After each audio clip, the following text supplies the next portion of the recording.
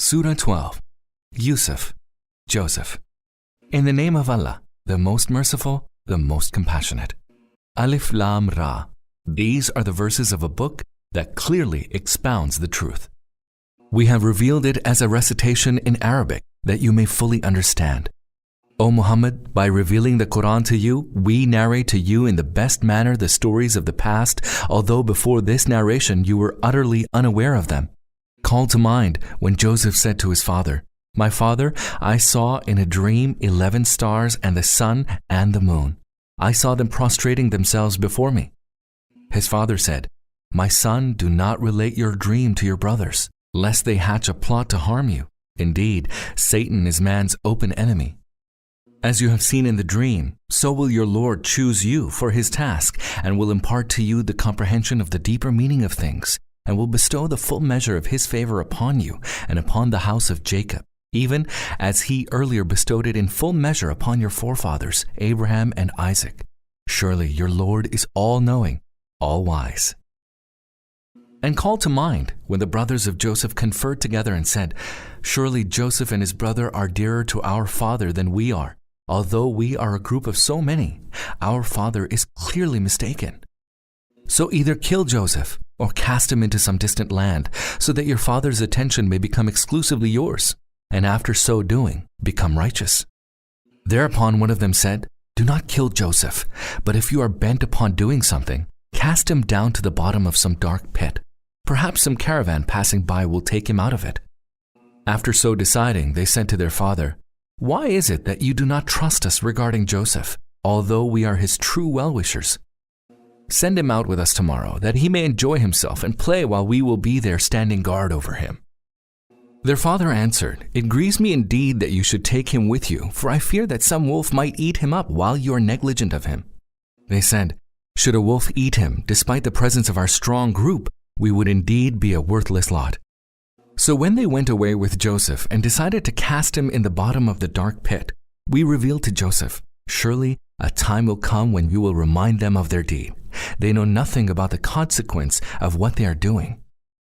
At nightfall, they came to their father weeping and said, "Father, we went racing with one another and left Joseph behind with our things, and then a wolf came and ate him up. We know that you will not believe us, howsoever truthful we might be." And they brought Joseph's shirt stained with false blood. Seeing this, their father exclaimed, "Nay, this is not true. Rather, your evil souls have made it easy for you to commit a heinous act. So I will bear this patiently and in good grace. It is Allah's help alone that I seek against your fabrication." And a caravan came, and they sent their water drawer to draw water. As he let down his bucket in the well, he observed Joseph and cried out, "This is good news! There is a boy!" They concealed him, considering him as part of their merchandise, while Allah was well aware of what they did.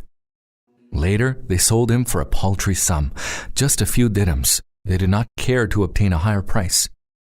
The man from Egypt who bought him said to his wife, "Take good care of him. Possibly he might be of benefit to us, or we might adopt him as a son."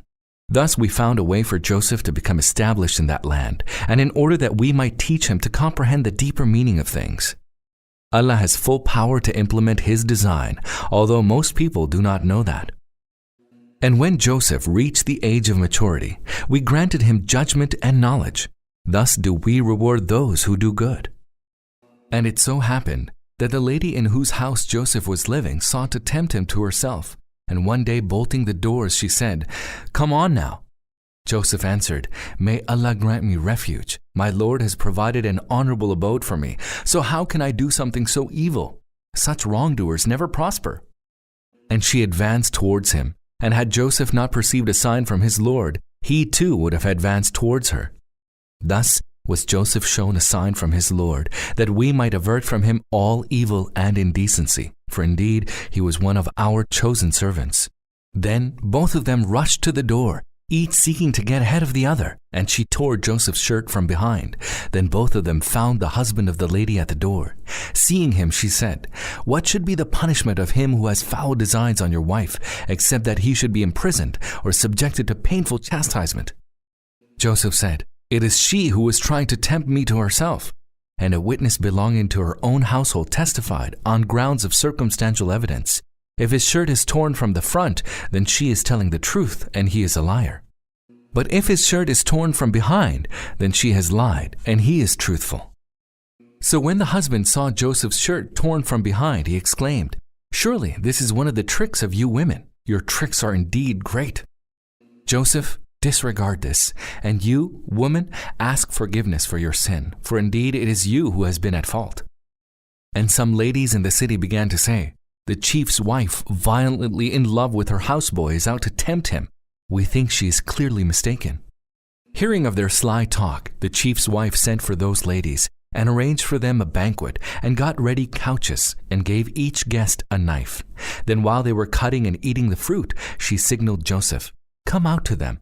When the ladies saw him, they were so struck with admiration that they cut their hands, exclaiming, "Allah preserve us! This is no mortal human. This is nothing but a noble angel." She said, "So now you see, this is the one regarding whom you reproached me. Indeed, I tried to tempt him to myself, but he held back, although if he were not to follow my order, he would certainly be imprisoned and humiliated." Joseph said, "My lord, I prefer imprisonment to what they ask me to do. And if you do not avert from me the guile of these women, I will succumb to their attraction and lapse into ignorance." Thereupon his lord granted his prayer and averted their guile from him. Surely he alone is all-hearing, all-knowing. Then it occurred to them to cast Joseph into prison for a while, even though they had seen clear signs of Joseph's innocence and of the evil ways of their ladies. And with Joseph, 2 other slaves entered the prison. One of them said, "I saw myself pressing wine in a dream." And the other said, "I saw myself carrying bread on my head, of which the birds were eating." Both said, "Tell us, what is its interpretation? For we consider you to be one of those who do good." Joseph said, "I will inform you about the interpretation of the dreams before the arrival of the food that is sent to you. This knowledge is part of what I have been taught by my Lord. I have renounced the way of those who do not believe in Allah and who deny the hereafter. And I have adopted the way of my forefathers, Abraham and Isaac and Jacob. It is not for us to associate any with Allah in His divinity. It is out of Allah's grace upon us and upon mankind that He did not require of us to serve any other than Allah, and yet most people do not give thanks. Fellow prisoners, is it better that there be diverse lords, or just Allah, the One, the Irresistible? Those whom you serve besides Him are merely idle names that you and your fathers have fabricated, without Allah sending down any sanction for them. All authority to govern rests only with Allah. He has commanded that you serve none but Him. This is the right way of life, though most people are altogether unaware. Fellow prisoners, this is the interpretation of your dreams. One of you will serve wine to his lord, the king of Egypt. As for the other, he will be crucified, and birds will eat of his head. The question concerning what you asked has thus been decided." And Joseph sent to the one of the 2 prisoners who he knew would be set free, "Mention me in your Lord's presence." But Satan caused him to forget mentioning this to his Lord, the ruler of Egypt. And so Joseph languished in prison for several years. And once the king said, "I have dreamt that there are 7 fat cows, and 7 lean cows are devouring them, and there are 7 fresh green ears of corn, and 7 others dry and withered. My nobles, tell me what is the interpretation of this dream, if you are well versed in interpretation of these dreams." They said, "These are confused dreams, and we do not know the interpretation of such dreams." Then one of the 2 prisoners, the one who had been set free, now remembered, after the lapse of a long period, what Joseph had said. He said, "I will tell you the interpretation of this dream. Just send me to Joseph in prison." Then he went to Joseph and said to him, "Joseph, O truthfulness incarnate, tell the true meaning of the dream in which 7 fat cows are devoured by 7 lean ones, and there are 7 green ears of corn, and 7 others dry and withered, so that I may return to the people and they may learn." Joseph said, "You will cultivate consecutively for 7 years. Leave in the ears all that you have harvested, except the little out of which you may eat. Then there will follow 7 years of great hardship, in which you will eat up all you have stored earlier, except the little that you may set aside. Then there will come a year when people will be helped by plenty of rain, and they will press grapes." The king said, "Bring this man to me." But when the royal messenger came to Joseph, he said, Go back to your master and ask him about the case of the women who had cut their hands. Surely my lord has full knowledge of their guile." Thereupon the king asked the women, "What happened when you sought to tempt Joseph?" They said, "Allah forbid, we found no evil in him." The chief's wife said, "Now the truth has come to light. It was I who sought to tempt him. He is indeed truthful." Joseph said, "I did this so that he, i.e. the chief, may know that I did not betray him in his absence, and that Allah does not allow the design of the treacherous to succeed. I do not seek to acquit myself, for surely oneself prompts one to evil, except him to whom my Lord may show mercy. Verily, my Lord is ever forgiving, most merciful." The king said, "Bring him to me. I will select him exclusively for my own service." So when Joseph spoke to him, the king said, "You are now one of established position, fully trusted by us." Joseph said, "Place me in charge of the treasures of the land. I am a good keeper and know my task well." Thus did we establish Joseph in the land so that he could settle wherever he pleased. We bestow favor out of our mercy on whomsoever we please, and we do not cause the reward of those who do good to go to waste. Surely the reward of the hereafter is better for those who believe and act in a God-fearing way. And Joseph's brothers came to Egypt and presented themselves before him. He recognized them, but they did not know him. And when he had prepared for them their provisions, Joseph said, "Bring to me your other brother from your father. Do you not see that I give full measure and am most hospitable? If you do not bring him to me, you shall have no corn from me, and do not even attempt to come close to me." They said, "We will surely try to prevail over our father to send him. Be sure we shall do so." And Joseph said to his servants, "Put surreptitiously in their packs the goods they had given in exchange for corn." Joseph did so, expecting that they would find it when they returned home. Feeling grateful for this generosity, they might be inclined to return to him. When they returned to their father, they said, "Father, we have been denied further supply of corn. So send with us our brother that we may bring the supplies. We shall be responsible for his protection." The father said, "Shall I trust you with regard to him as I had trusted you earlier with regard to his brother? Allah is the best protector and is the most merciful." And when they opened their things, they found that their goods had been given back to them. Thereupon they cried, "Father, what else would we desire? Look, even our goods have been given back to us. So we shall go now and bring supplies for our family. We shall protect our brother and bring another camel load of corn. That additional supply will be easily secured." Their father said, "I shall never send him with you until you give me a solemn promise in the name of Allah that you will bring him back to me, unless you yourselves are surrounded." Then after they had given him their solemn promise, he said, "Allah watches over what we have said." And he enjoined them, "My sons, do not enter the city by one gate. Rather enter it by different gates. I can be of no help to you against Allah. Allah's command alone prevails. In him have I put my trust, and in him should all those who have faith put their trust." And it so happened that when they entered the city by many gates, as their father had directed them, this precautionary measure proved ineffective against Allah's will. There was an uneasiness in Jacob's soul, which he so tried to remove. Surely he was possessed of knowledge owing to the knowledge that we bestowed upon him, but most people do not know the truth of the matter. When they presented themselves before Joseph, he took his brother aside to himself and said, "Verily, I am your own brother Joseph, so do not grieve over the manner they have treated you." Then while Joseph was having their provisions loaded, he put his drinking cup in his brother's saddlebag, and then a herald cried, "Travelers, you are thieves." Turning back, they asked, "What have you lost?" The officials said, "We have lost the king's cup," and their chief added, "He who brings it shall have a camel load of provisions. I guarantee that."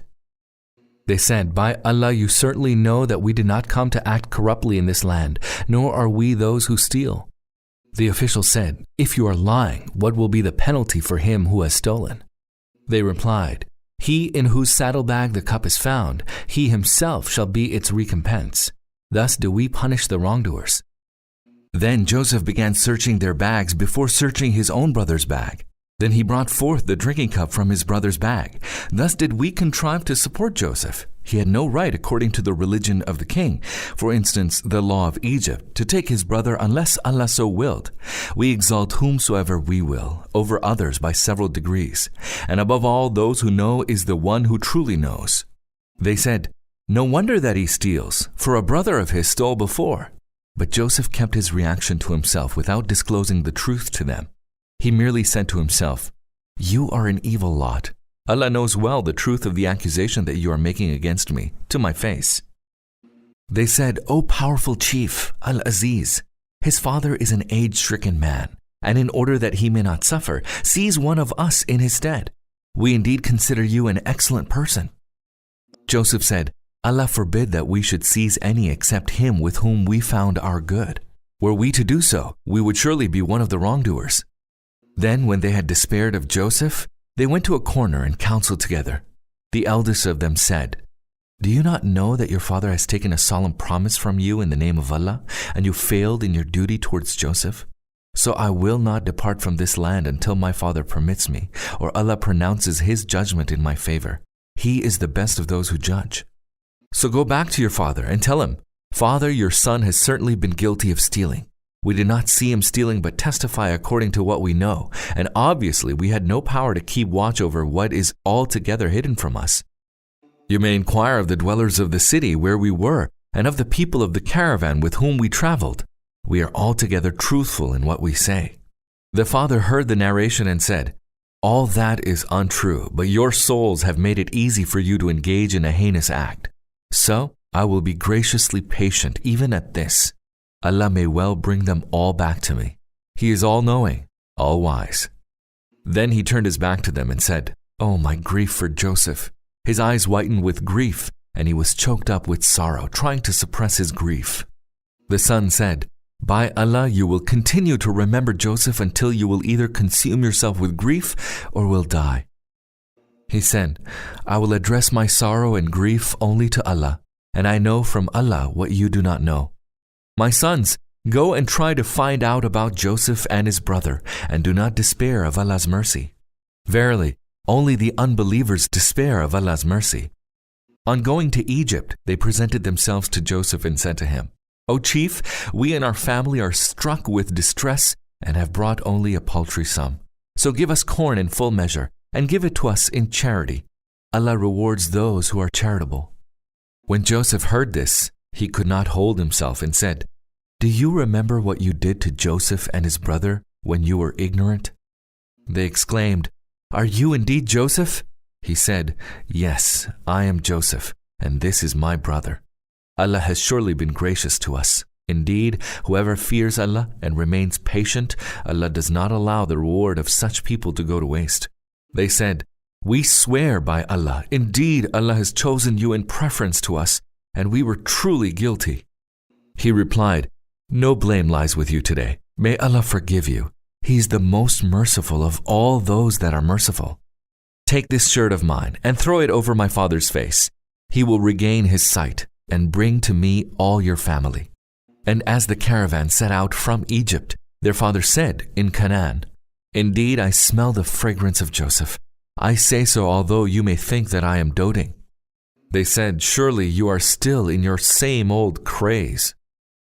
And when the bearer of good news came, he threw Joseph's shirt over Jacob's face, whereupon he regained his sight and said, "Did I not tell you that I know from Allah what you do not know?" They said, "Father, pray for the forgiveness of our sins. We were truly guilty." He said, "I shall pray to my Lord for your forgiveness, for He, and indeed He alone, is ever forgiving, most merciful." And when they went to Joseph, he took his parents aside and said to the members of his family, "Enter the city now, and if Allah wills, you shall be secure." And after they had entered the city, Joseph raised his parents to the throne beside himself, and they involuntarily bowed in prostration before him. Joseph said, "Father, this is the fulfillment of the vision I had before, one that my Lord has caused to come true. He was kind to me when He rescued me from the prison and brought you from the desert after Satan had stirred discord between me and my brothers. Certainly my Lord is subtle in the fulfillment of His will. He is all-knowing, all-wise. My Lord, you have bestowed dominion upon me and have taught me to comprehend the depths of things. O Creator of heavens and earth, you are my guardian in this world and in the hereafter. Cause me to die in submission to you and join me in the end with the righteous. O Muhammad, This is part of the news from the unseen that we revealed to you, for you were not present with them when Joseph's brothers jointly resolved on a plot. And most of the people, howsoever you might so desire, are not going to believe. You do not seek from them any recompense for your service. This is merely an admonition to all mankind. How many are the signs in the heavens and the earth which people pass by without giving any heed? And most of them believe in Allah only when they associate others with Him in His divinity. Do they then feel secure that an overwhelming chastisement shall not visit them, and the hour shall not suddenly come upon them without their even perceiving it? Tell them plainly, this is my way. I call you to Allah on the basis of clear perception, both I and those who follow me. Allah, glory be to Him, is free of every imperfection. I have nothing to do with those who associate others with Allah in His divinity. The messengers whom we raised before you, O Muhammad, and to whom we sent down revelations, were only human beings and were from among those living in earthly habitations. Have these people not traveled in the earth that they may observe the end of their predecessors? Certainly, the abode of the hereafter is much better for those who accepted the call of the messengers and acted in a God-fearing manner. Will you still not act with good sense? It also happened with the earlier messengers that for long they preached and people paid no heed, until the messengers despaired of their people, and the people also fancied that they'd been told lies by the messengers. Then suddenly our help came to the messengers, and when such an occasion comes, we rescue whom we will. As for the guilty, our chastisement cannot be averted from them. Certainly, in the stories of the bygone people, there is a lesson for people of understanding. What is being narrated in the Quran is no fabrication.